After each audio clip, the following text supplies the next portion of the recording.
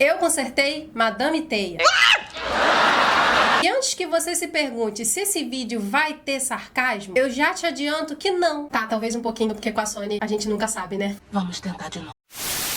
Oi, meu nome é Débora, eu sou mais conhecida aqui e nas redes vizinhas como Deb Escreve. Eu sou escritora, leitora e cinéfila de plantão. E falando em Sony, vocês viram essa notícia de que tem uma galera pedindo reembolso do ingresso? Estão alegando propaganda enganosa, quem sabe até vício oculto.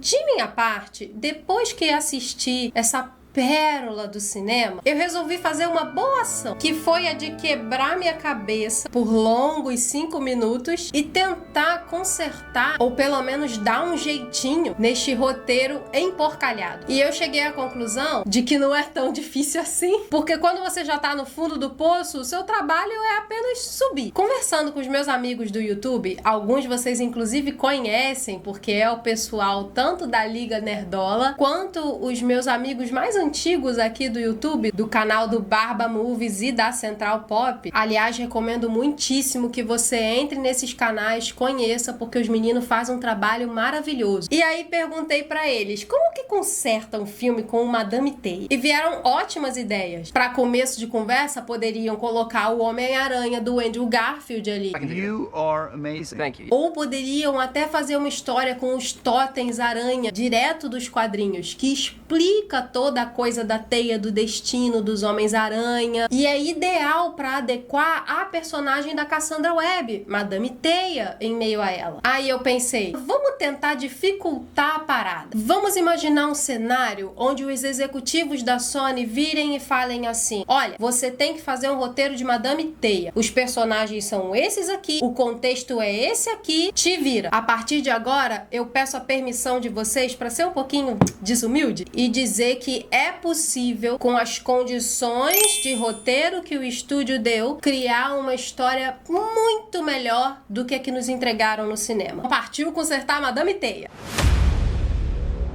Se você não estava no cinema passando pela tortura, ou se você ainda não assistiu o meu vídeo onde eu expliquei com muita classe e nenhum sarcasmo sobre a trama de Madame Teia, eu vou falar como a mesma se desenrolou da maneira mais rápida possível. Afinal de contas, sofrer 2 vezes é masoquismo já. O filme começa com a mãe da Cassandra Webb, futura Madame Teia. Essa mulher tá embrenhada no meio da floresta amazônica, no Peru, juntamente ao parceiro dela de pesquisa. E o que ela tá pesquisando é uma aranha mística. Na verdade, ela tá procurando essa bendita aranha mística. E assim que ela acha, o seu confiabilíssimo parceiro vai lá, atira em todo mundo, atira nela, rouba a aranha e se manda. Nisso, a mulher, que estava grávida, da Cassandra Webb, tem a neném ali no Peru mesmo, rodeada de uma tribo de homens-aranhas indígenas. Aí o filme dá um salto temporal, você acompanha a Cassandra Webb, que ela é paramédica, sofre um acidente. Nesse acidente, ela desperta os poderes dela de clarividência, daquela aranha mística que também mordeu a mãe dela, e ela fica vendo um cara vestido de um Homem-Aranha da 25 de março tentando matar 3 mulheres-aranha. E aí o filme é todo ela tentando salvar as meninas, o cara perseguindo elas, e no meio disso nasce um nenenzinho que depois será conhecido como Peter Parker Homem-Aranha. No fim das contas, o vilão morre debaixo de um letreiro da Pepsi, e a Madame Teia fica cega e aleijada do nada e forma um time com as meninas-aranha e todo mundo é feliz pra sempre. Se você achou essa ideia ruim, não se preocupa, porque a execução foi pior ainda. Agora vamos pegar todos esses elementos e criar uma história ligeiramente mais plausível e que tenha um mínimo de entretenimento nela. Primeiro de tudo, tira a gordura, isto é, descarta totalmente a história de origem bizarra. Em outras palavras, tira a mãe da Madame Teia, tira o Peru, tira a tribo de homens-aranhas pigmeus, tira tudo isso. Aproveita e também tira essa ideia estúpida de fazer da Cassie uma paramédica, porque o filme gastou mais de 50 minutos, o que é engraçado para um filme que não acontece nada ser tão comprido.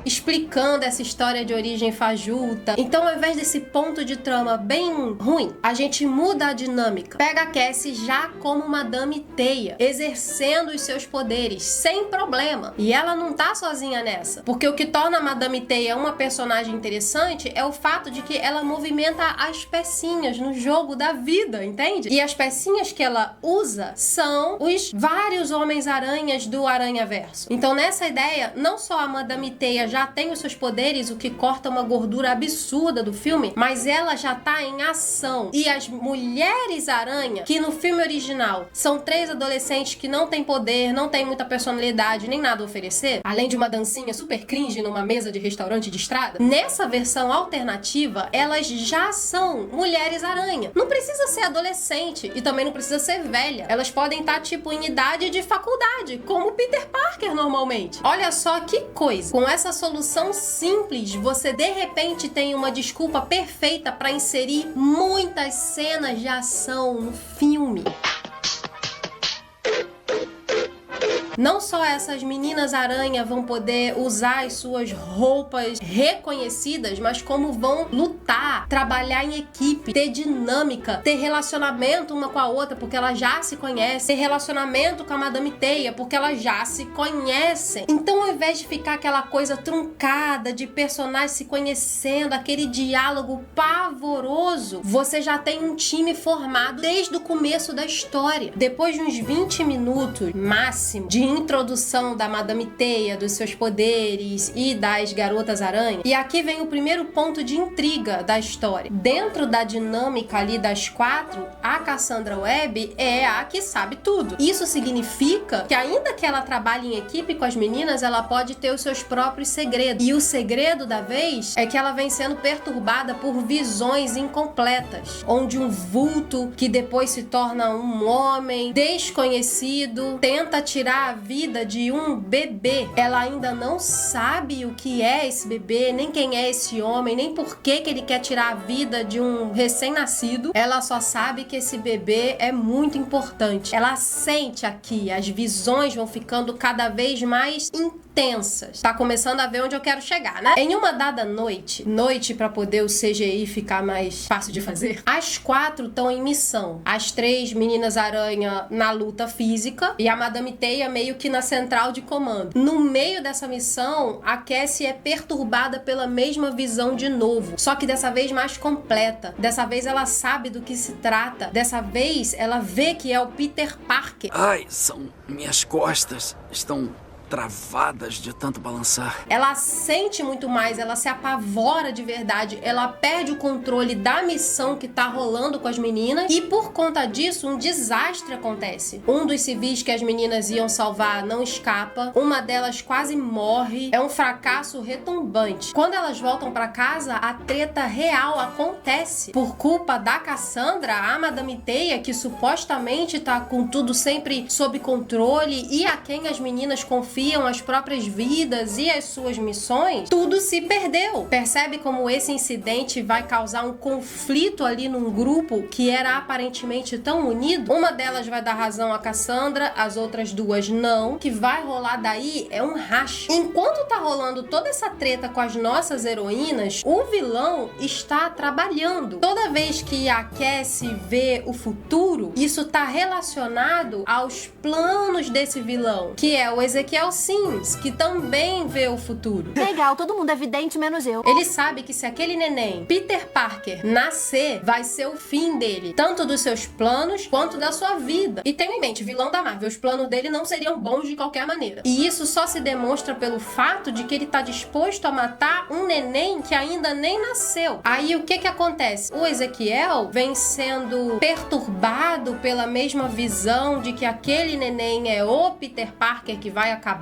com ele há anos. Através das suas próprias visões do futuro, ele descobre a identidade do Homem-Aranha, descobre quem é Peter Parker. E assim, usando os seus recursos, sua força, sua inteligência, suas visões do futuro, ele consegue eventualmente chegar na família Parker. Então tudo que ele faz reverbera na Madame Teia, porque eles são forças opostas daí. Esse é o grande conflito do filme. Temos o menorzinho lá na dinâmica das heroínas heroínas e temos esse que sim, agora sim, uma heroína contra um vilão. Um vilão terrível, como já foi estabelecido. E a hora que o Ezequiel Sims vai agir pra poder matar a mãe do Peter Parker com o Peter Parker na barriga dela, é justamente a hora em que tá tendo o racha entre as heroínas. Esse Homem-Aranhazinho que tá pra nascer tá mais vulnerável do que nunca. A Cassie tenta convencer as meninas de que elas têm que proteger aquele bebê, mas porque uma delas quase morreu e porque um civil morreu, manchou aquela coisa heróica delas, elas estão começando a desconfiar que o poder da Cassie pode não estar funcionando direito. Mas lembra que eu falei que duas delas resolveram não ajudar e uma resolveu ajudar? É isso que acontece. No momento que o Ezequiel vai tentar matar a mãe e o neném, a Cassie aparece lá. Só que a Cassie é uma clarividente, não uma lutadora. Então o Ezequiel rapidamente a domina e ele poderia ter matado todo mundo, mas numa dessas chega uma das Mulheres-Aranha, que havia seguido a Cassie. Então ficou as duas outras Mulheres-Aranha lá combatendo crime, sem poderes de clarividência pra ajudar. O Ezequiel tentando matar a Mary Parker e o neném. A Cassie indo lá pra poder salvar eles, se dando mal, porque ela não é uma combatente física, e vindo a única Mulher-Aranha pra ajudar ela. E aí ela se depara com a cena do neném, da Cassie, e tudo que a Cassie falou tava acontecendo ali. Depois de momentaneamente derrotar o Ezequiel, ela dá razão a Cassie. E nessa, a mãe do Peter, gravidíssima, pegou o carro e se mandou enquanto o Ezequiel tava lutando com as outras duas. Porque ela não é esses personagens idiota que fica assistindo uma luta podendo morrer ali, né? E agora a gente já tem os times todos formados. Você tem o Ezequiel que vai tentar matar o Peter de vez com a mãe dele, e você tem as quatro finalmente unidas. Porque é óbvio, depois de ser uma testemunha ocular de que a Cassie tava certa, a menina aranha que tava hesitante, mas acreditou e salvou a vida dela, vai lá convencer as outras duas. Com essas mudanças até aqui, a trama passou de um cara que quer matar 3 adolescentes que ele nunca viu na vida, mal tem como reconhecer aquela tecnologia bizarra que ele usou, que transformou os sonhos dele em retratos falados de computador, pra um time real de 3 heroínas que estão tentando salvar uma criança e um vilão tão mau e egoísta que tá querendo matar um nenenzinho pra salvar a própria pele e os planos de dominação dele. De quebra, você mantém a ideia de que aquele é o momento onde Peter Parker tá nascendo. Com isso, você tem uma trama quase bíblica, onde o Peter é o verdadeiro Jesus da Sony. Eu tô rindo, mas eu acho que poderia ser uma boa, assim, se executado da maneira certa. E o Ezequiel é uma espécie de Herodes que quer matar uma criança que com certeza vai tirar ele do trono, tá ligado? E a Cassandra Webb meio que funciona de profetisa nesse cenário. Sendo super desumilde de novo, deu pra criar daí uma história onde as heroínas têm muito mais motivação, dinâmica, relacionamento, lutas, poderes. O vilão é mau de verdade. Você pode brincar com arquétipos e simbolismos num simples filme de super-herói. Dá pra você falar do papel do feminino o tempo inteiro nesse filme. Mulheres empoderadas de verdade, em vários aspectos. A sábia na figura da Cassie, as bravas lutadoras e nobres nas figuras das Mulheres-Aranha. E você ainda tem a mãe do Peter, que é uma mãe que quer salvar o filho. E a cerejinha do bolo é a luta final, onde Ezequiel Sims também vai sofrer uma grande queda. Mas ao invés de ser esmagado por um letreiro da Pepsi, será um letreiro da Coca-Cola.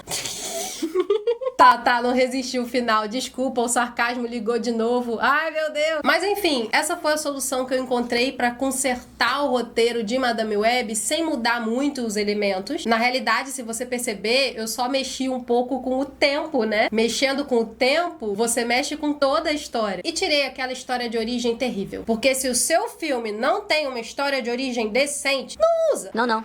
Ele tem toda a razão. E é isso, o momento desumilde acabou. Eu já tô meio embaraçada pelo vídeo aqui. Eu espero que vocês tenham gostado da brincadeira. E é isso, vou ficando por aqui. Vou deixar videozinhos aqui na tela que são interessantes do canal pra você conhecer mais. Beijos, até a próxima e... Bye, bye! Pode me contratar, Sony, que eu salvo seu universo aranha.